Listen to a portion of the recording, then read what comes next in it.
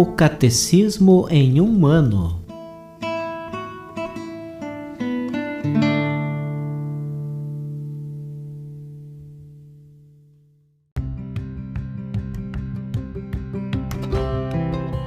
Olá, eu sou Antônio, seminarista da Diocese de Ponta Grossa, no Paraná. Você está ouvindo o podcast O Catecismo em um ano. Vamos ler todo o Catecismo da Igreja Católica ao longo de 365 episódios. Estamos utilizando a tradução em português apresentada pela CNBB em 2013, baseada na edição típica em latim. Baixe o plano de leitura por meio de um link que você encontra na página do Instagram, @ocatecismoemumano, ou na descrição deste podcast.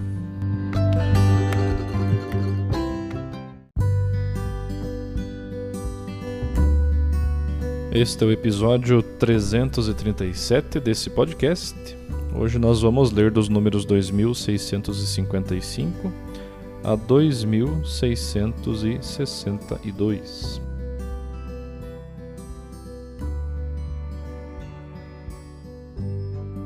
A liturgia da Igreja.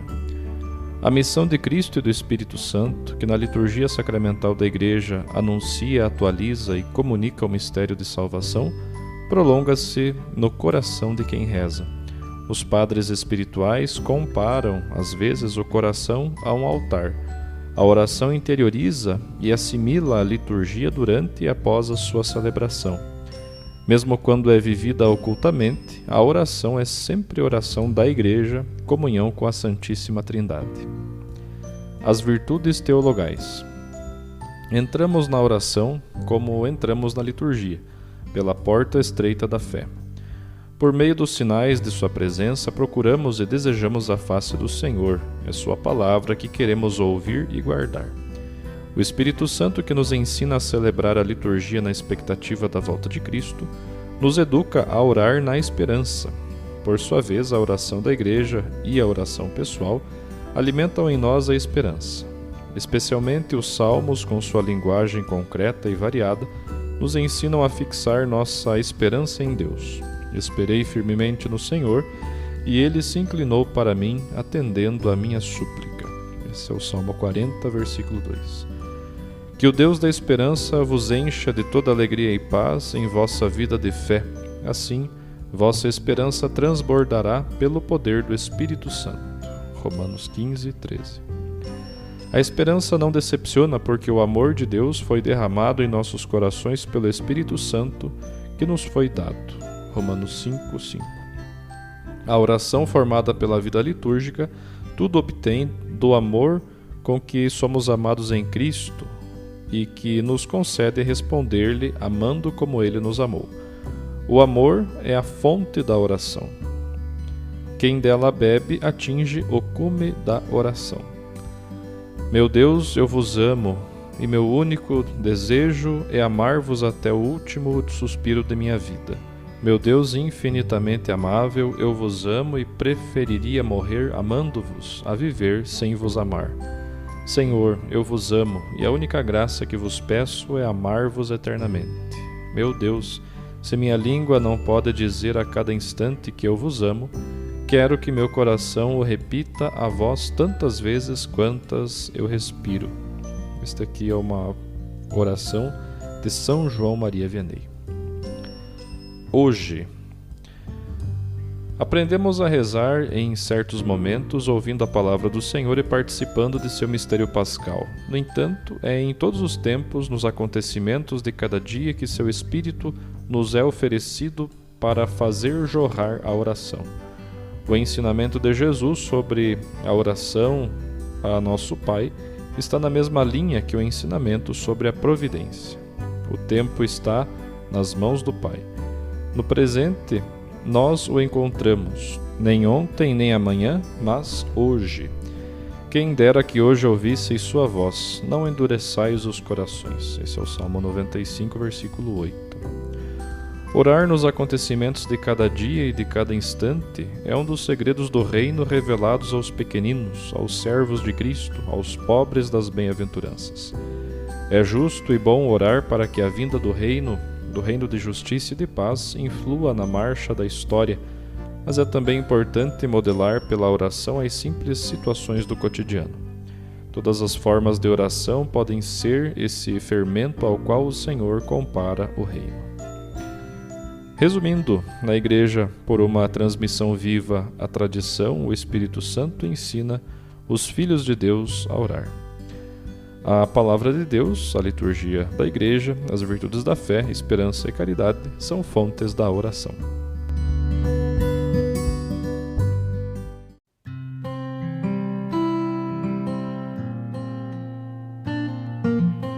Ouçamos agora uma catequese do Papa Francisco com o título Rezar na Liturgia.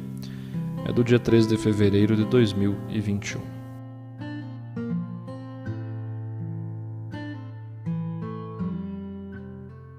Na história da Igreja, verificou-se repetidamente a tentação de praticar um cristianismo intimista que não reconhece a importância espiritual dos ritos litúrgicos públicos. Muitas vezes, esta tendência reivindicou a presumível maior pureza de uma religiosidade que não dependesse de cerimônias exteriores, consideradas um fardo inútil e prejudicial.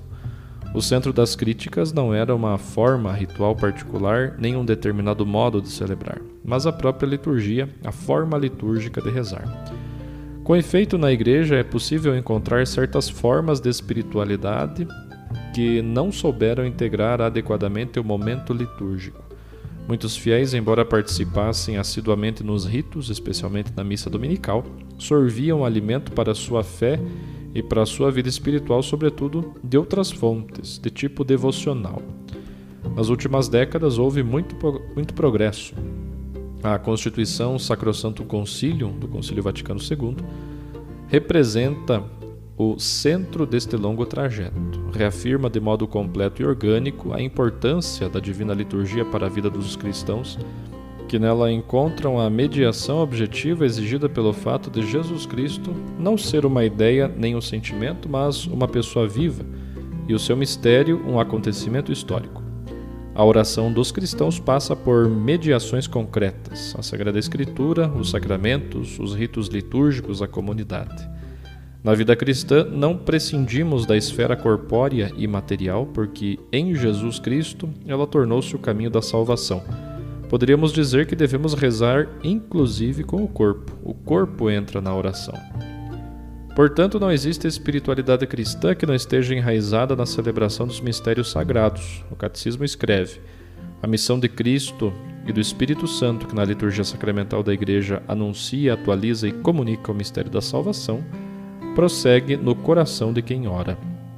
A liturgia em si não é apenas oração espontânea, mas algo cada vez mais original. É um ato que fundamenta toda a experiência cristã e, por conseguinte, também a oração. É acontecimento, é evento, é presença, é encontro. É um encontro com Cristo. Cristo faz-se presente no Espírito Santo através dos sinais sacramentais. Disto, para nós cristãos, deriva a necessidade de participar dos mistérios divinos.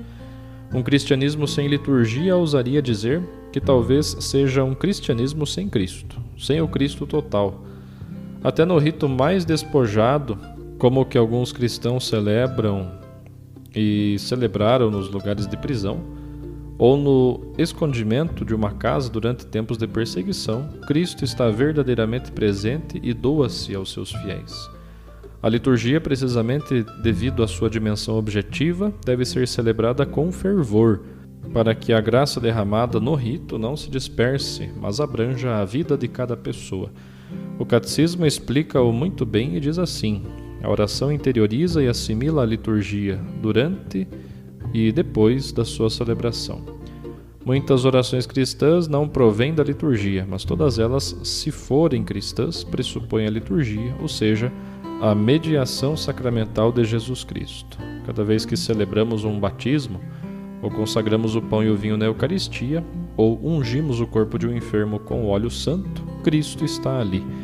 É Ele que age e está presente, como quando curava os membros fracos de um doente, ou quando na última ceia entregou o seu testamento para a salvação do mundo. A oração do cristão faz sua a presença sacramental de Jesus.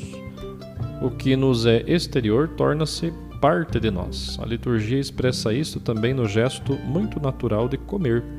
A missa não pode ser somente ouvida.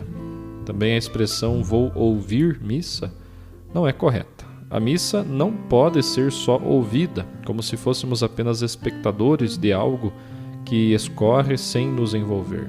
A missa é sempre celebrada, e não apenas pelo sacerdote que o preside, mas por todos os cristãos que a vivem. E o centro é Cristo. Todos nós, na diversidade dos dons e ministérios, nos unimos na sua ação, porque Ele, Cristo, é o protagonista da liturgia. Quando os primeiros cristãos começaram a viver o seu culto, fizeram-no atualizando os gestos e as palavras de Jesus, com a luz e a força do Espírito Santo, para que a sua vida, alcançada por esta graça, se tornasse sacrifício espiritual oferecido a Deus. Esta abordagem foi uma verdadeira revolução. Na carta aos Romanos, São Paulo escreve: "Exorto-vos, pois, irmãos, pelas misericórdias de Deus, a oferecer os vossos corpos em sacrifício vivo, santo, agradável a Deus. É este o vosso culto espiritual." A vida é chamada a tornar-se culto a Deus, mas isto não pode acontecer sem oração, especialmente a oração litúrgica.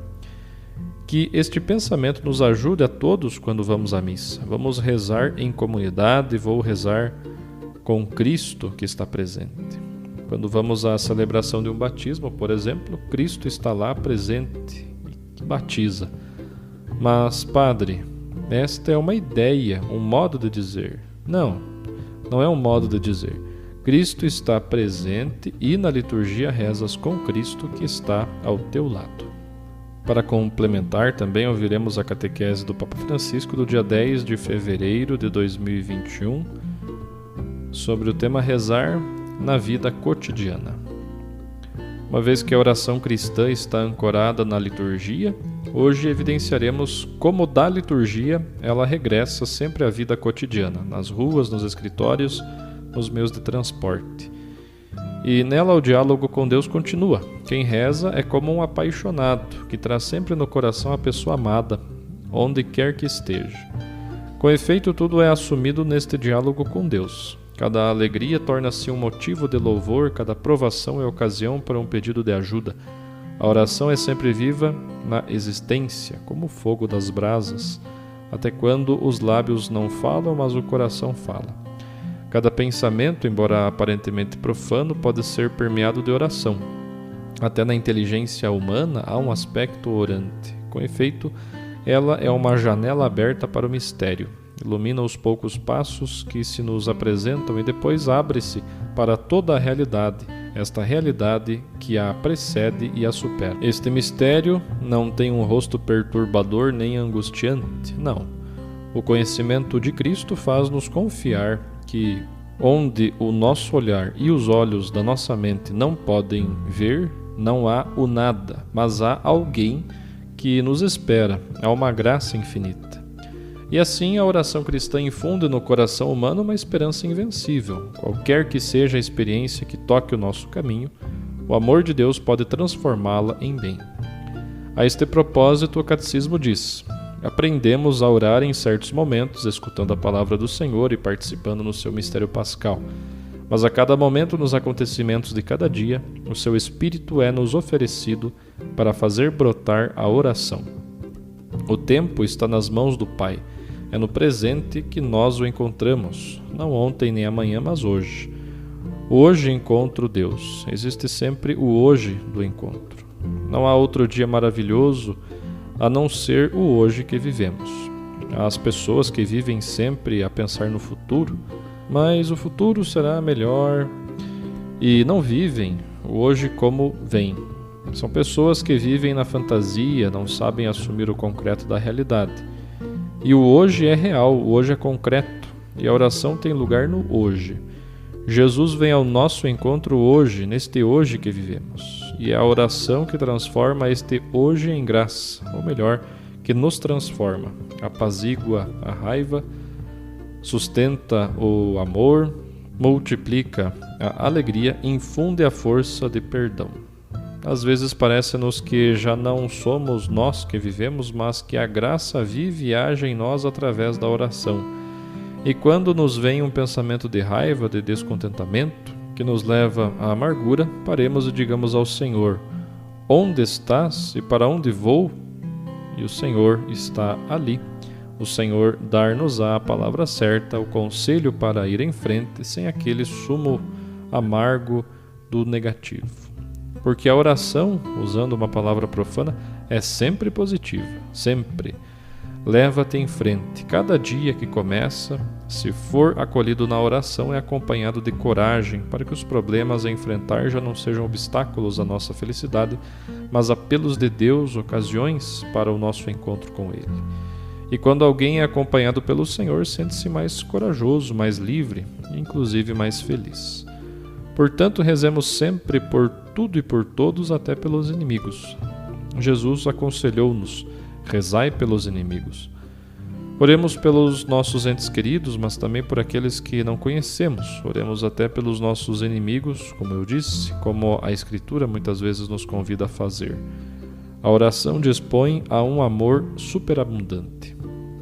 Rezemos especialmente pelos infelizes, por quantos choram na solidão e perdem a esperança de que ainda haja um amor que pulse por eles.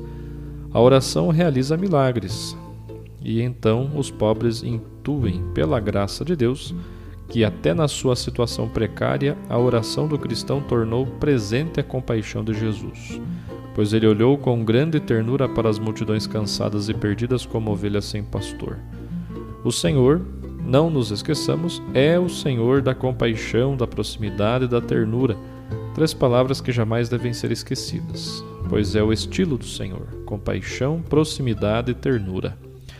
A oração ajuda-nos a amar os outros, apesar dos seus erros e pecados. A pessoa é sempre mais importante do que as suas ações, e Jesus não julgou o mundo, mas salvou-o. A vida daqueles que julgam sempre os outros é negativa, condenam, julgam sempre. É uma vida negativa, infeliz. Jesus veio para nos salvar. Abre o teu coração, perdoa, justifica os outros, compreende. Também tu permanece próximo dos outros, tem compaixão, sente ternura como Jesus. É necessário amar todos e cada um, lembrando na oração que todos somos pecadores e ao mesmo tempo amados por Deus, um por um. Amando assim este mundo, amando-o com ternura, descobriremos que cada dia e cada situação traz dentro de si um fragmento do mistério de Deus. O Catecismo escreve ainda: orar nos acontecimentos de cada dia e de cada instante é um dos segredos do reino, revelados aos pequeninos, aos servos de Cristo, aos pobres das bem-aventuranças. É justo e bom orar para que a vinda do reino da justiça e da paz influencie a marcha da história.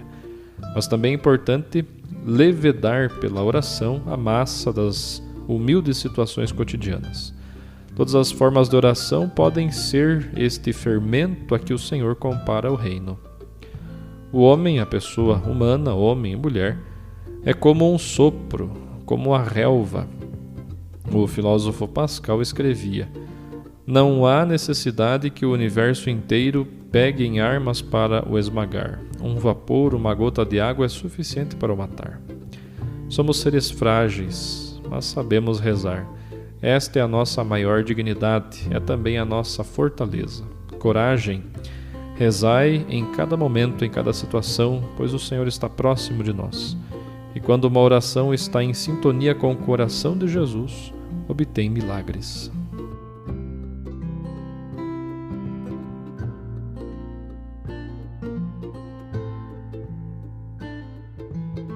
Os textos das catequeses papais encontram-se na íntegra no site da Santa Sé, vatican.va.